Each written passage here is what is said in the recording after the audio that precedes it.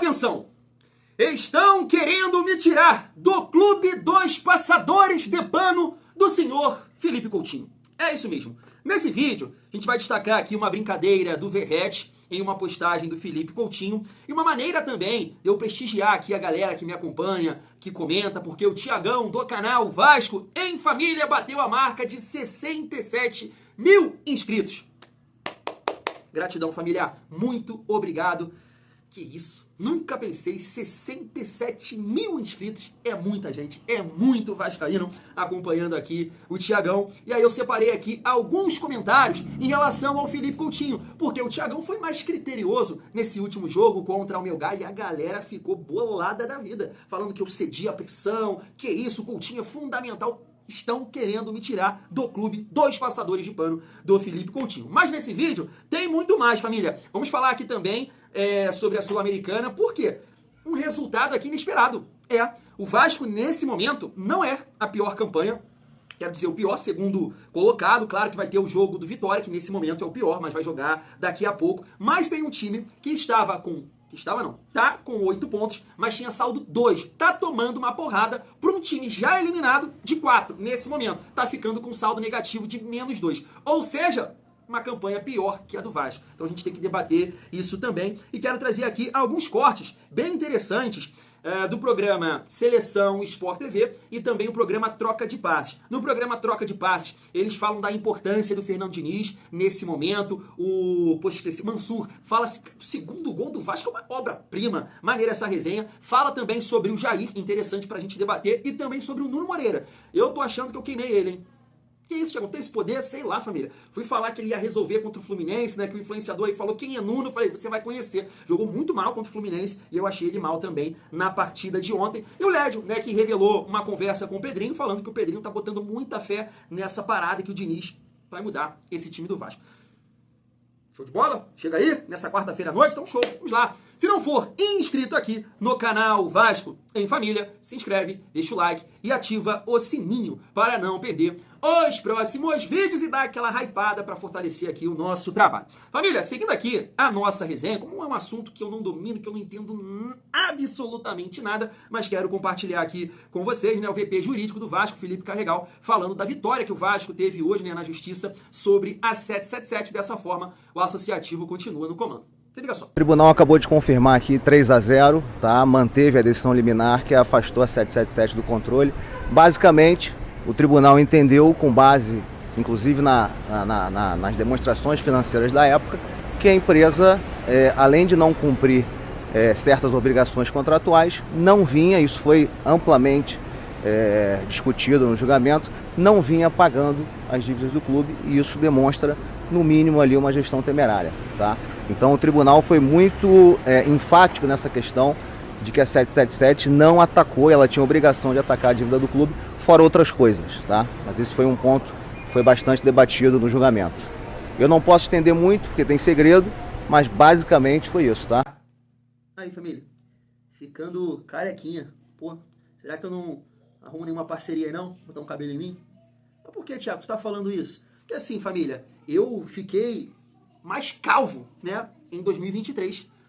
A saúde foi ali pra bati biela, fui parar aqui na UPA de queimados, perdi cabelo, bebia todo o jogo naquela sequência, né, de 2023. Mas tem uma outra coisa que acaba acelerando o meu processo de calvície, que é quando eu escuto aqui, né, na verdade, tô lendo aqui alguns comentários, o Pedrinho é o pior presidente da história do Vasco.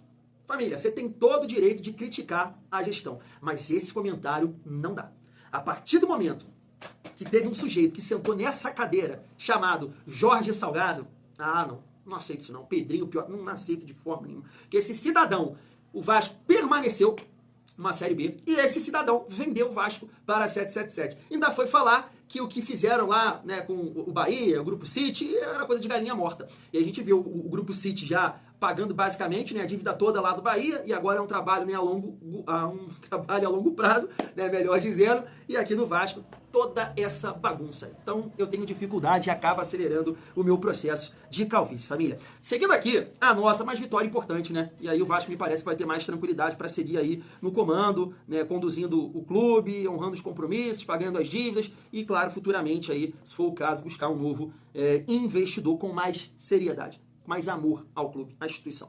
Seguindo aqui a nossa resenha, para a gente falar um pouco sobre, mais uma vez, né, sobre o Felipe Coutinho, vou destacar aqui, até a ESPN também, né, destacou, tá aí, ó, o Felipe Coutinho fez uma postagem, né, referente à vitória de ontem contra o Melgar, e aí o Pablo Verratti comentou, né, o Carleto já te ligou? É isso, né, o Ancelotti, que é o novo treinador da seleção brasileira. E aí o Thiagão comentou aqui que eu achei que o Felipe Coutinho fez uma atuação comum. Ih, rapaz do céu, aí veio uma galera comentar aqui no vídeo, pelo amor de Deus, mas ele deu uma assistência, ele participou dos outros 2 gols, verdade, né? O segundo gol do PH é o Felipe Coutinho que domina ali, um passe do Jair, o Piton faz a ultrapassagem, ele dá e o Piton cruza, né? E o terceiro gol, o Coutinho dá aquela maciada na bola, né?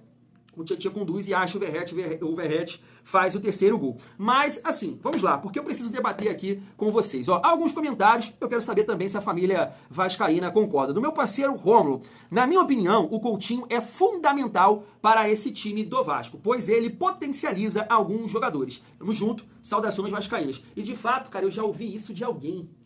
Cara, eu acho que foi lá na Transamérica, falando que o Nuno Moreira, com o Felipe Coutinho, é um outro jogador. Quando ele não tá, ele não consegue render bem. Apesar que eu achei que o Nuno Moreira contra o Palmeiras, mesmo sem o Felipe Coutinho, foi bem, mas jogando na função, né, de meio armador. Tá aqui, poxa, não tô conseguindo ler o nome dele aqui, cara. Mas ele comentou assim, ó, é brincadeira esse comentário. O Coutinho fez muita falta contra o Fluminense e ontem foi um bom jogo. Beleza. Tá aqui também o Marcos, Coutinho é fundamental. O meu amigo Luiz, Thiago, cedeu a pressão, quer me tirar, né, do clube dos passadores de pano do Felipe Coutinho. Felipe Coutinho tem feito péssimos jogos, mas ontem deu para ver a diferença que ele faz. Simples. Olha o Alex Teixeira, ele teve mobilidade, mas a principal característica é arrastar, eu acho que ele quis dizer aqui, né?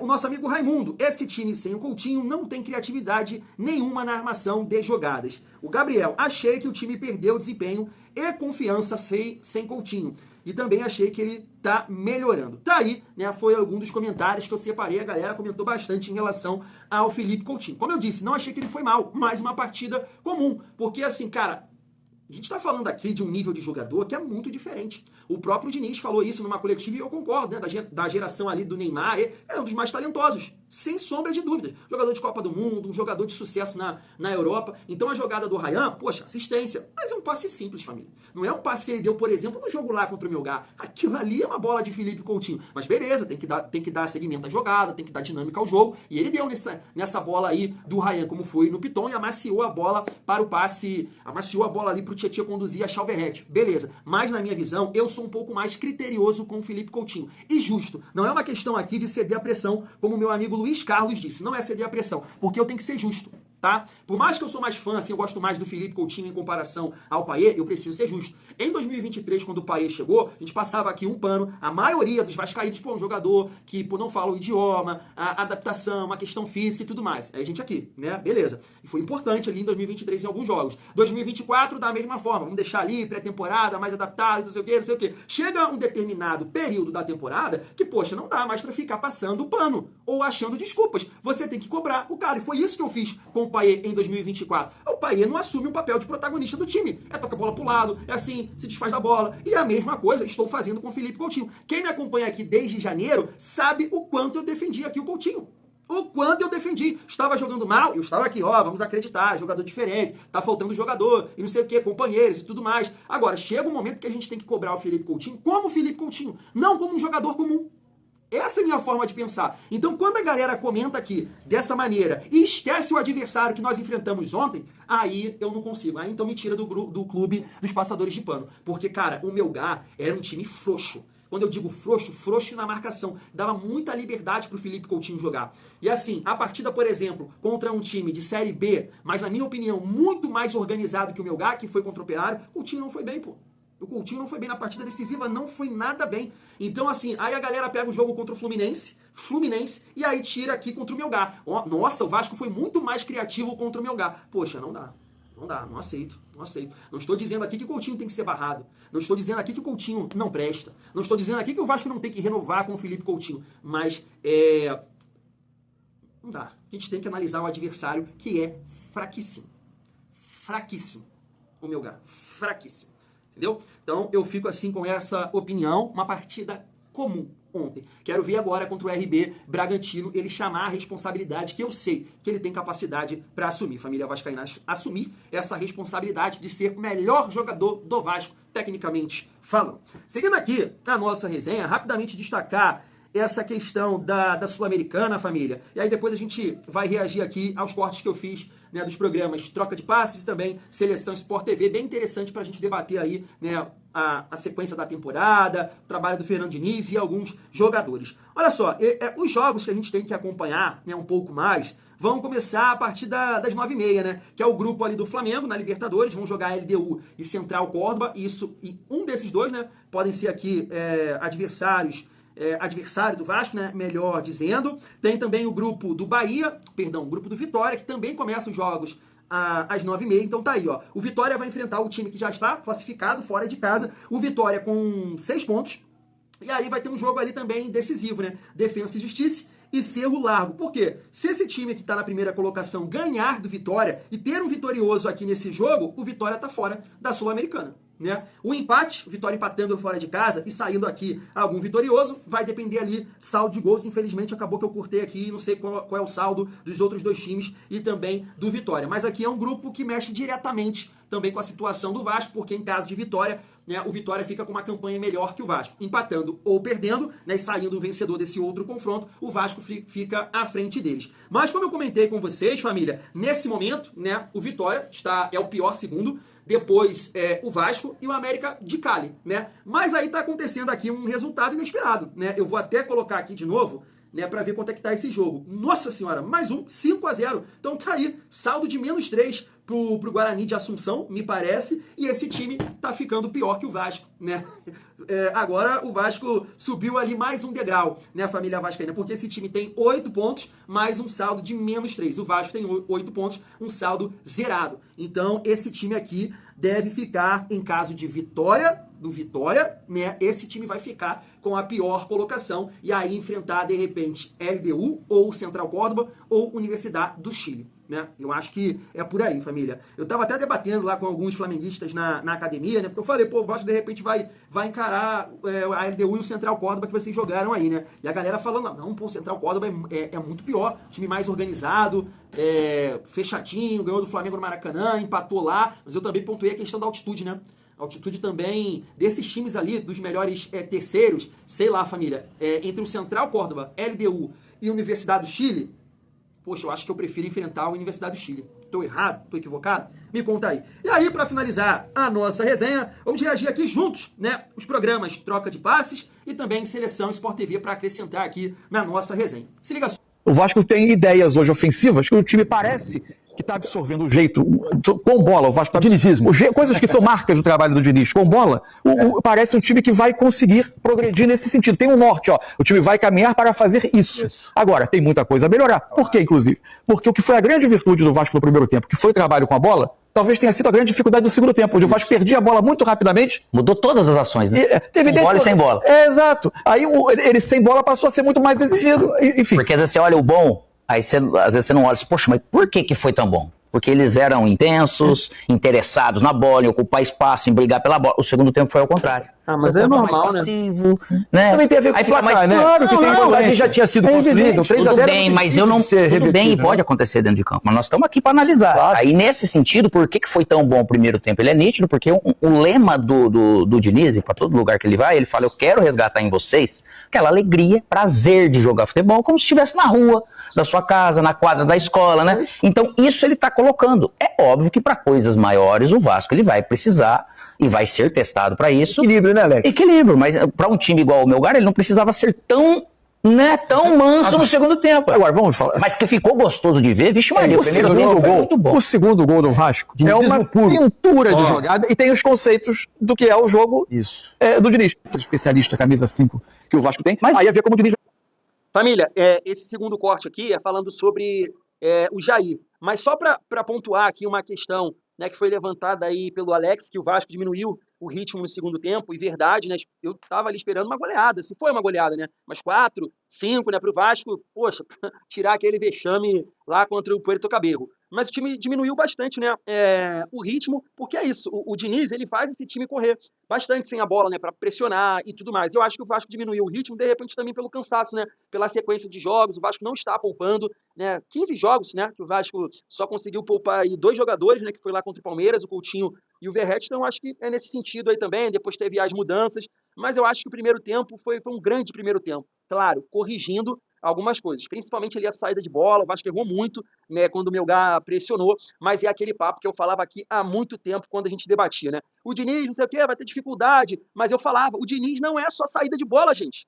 A galera focou na saída de bola, mas o Diniz é organização, criar conceitos, um time que possa ficar com a posse de bola, chegar mais o gol adversário, e tudo isso está acontecendo em mais volume em comparação, né, ao trabalho próprio do Felipe, tanto do Felipe quanto do Fábio Carille. Então o Vasco, na minha opinião, acertou demais, né, na contratação aí do Fernando Diniz. Agora vamos acompanhar aqui o corte falando sobre o Jair. Mas o Jair, ele começou sempre, ele veio de base e tudo, ele veio como 5. Só que depois ele vai ficando mais craque, né? Né, já? Te conheço bem, viu, filho? Aí depois você vai, mas ele tem essa saúde. Só muita que mais qualidade que esses dois volantes, aquele negócio, não tem como ter tudo. Né? As características, às vezes, então esses caras de beirada, com esses dois da frente, vai depender tá mais muito do compacto, jogo, né, Alex Mansur? Porque o jogo de hoje, eu já sabia que, teoricamente, ele seria menos exigido defensivamente, que o Vasco teria mais a bola naturalmente ao longo do jogo. Então dá pra você ter jogadores com essa característica. Talvez no jogo, vai enfrentar o Cruzeiro, tá voando, fora de casa. Você precisa de um pouco mais de controle, jogadores com uma pegada um pouco maior. Nós foi perfeito aqui. Associamos com a lógica convencional do jogo. Também tem isso, é verdade. A gente está tratando de um treinador que enxerga a coisa de uma maneira muito peculiar e muito particular, com o resultado, com domínio. E se ele entender que o time adquiriu uma confiança numa forma de jogar que dá a ele a possibilidade de usar a melhor qualidade técnica possível, ele vai fazer. Nem precisa muito do mundo, que fez um jogo abaixo do que vinha fazendo. De novo, né? Foi o segundo jogo dele. Acho que a sequência tá pegando um pouco, não tá acostumado, veio da Europa agora, é fim de temporada na Europa, né? Ele não teve férias, então acho que tá sentindo um pouquinho esse momento. O presidente Pedrinho. Só para segurar aqui o Lédio também, que, né, fala sobre uma conversa com o Pedrinho. E assim, família, concordo, tá? Concordo com essa análise aí do Mansur, foi perfeito. Se tem um treinador que pode utilizar o Jair de primeiro volante, esse treinador se chama Fernando Diniz. Porque eu mesmo ainda prefiro o Hugo Moura, né, que é um jogador de mais força física, de mais embate, para fazer uma recuperação, né, uma cobertura. Eu prefiro o Hugo Moura ainda, mas se tem um treinador que pode utilizar o Jair de primeiro volante e fazer isso dar certo, é o Fernando Diniz, porque não dá para negar, qualidade o Jair tem muita. Eu acho que o Jair, cara, não é nem um volante, ele é um volante barra meia. Eu acho que ele tem muita qualidade de passe, de enxergar o jogo, de conduzir a bola, de fazer, né, movimentações, giros e tudo mais. Ele faz uma jogada de futsal bem bonita, né? Gira a bola e vai, segue, progride pro campo do adversário, pro comando de ataque. Muito qualificado, mas sem a bola, o Vasco sofre demais, porque é um jogador que não tem essa pegada. E você ficar com o meio campo, com Coutinho, Tietê e Jair, é complicado. Ele já me disse que ele tem expectativa muito alta do que o Diniz vai conseguir fazer com o time na parada do Mundial, mas muito alta. Aí a gente vai ter que esperar a volta do Mundial para ver se vai funcionar. Acho que é para ter. Eu acho que a tendência é que ele melhore bem, inclusive a parte física. Ele vai melhorar a condição física, que o Diniz é um treinador que necessita muito da condição física, ele é um treinador que treina bastante. Ele repete bastante no dia a dia. Então os jogadores se desgastam bastante, ele não deve ter tido tempo de fazer esses trabalhos, mesmo a gente vendo a evolução da equipe do Vasco, defensivamente, ofensivamente, alguns mecanismos que já começam a florescer de jogada, não só os cruzamentos para a área pro Verratti, mas essa parte física aí tem que ser bem trabalhada até para não lesionar mais jogadores. Show de bola. Deixa eu só encerrar aqui, e aí rapidamente, né? Porque não tem muito o que acrescentar nesse sentido. É só você pegar o Souza, né? Eu sei que trabalhou por pouco tempo com o Diniz, mas está exaltando, né, a capacidade, vai tirar muita coisa desse elenco, desses jogadores. A gente está vendo o Ryan falar sobre o Diniz, o Coutinho também falou sobre isso, o Jair também comentou, poxa, sempre tive o sonho de trabalhar com o Fernando Diniz, então eu quero ficar. Então, os jogadores estão comprando, né, a ideia do Diniz, as ideias do Diniz. E isso é muito importante.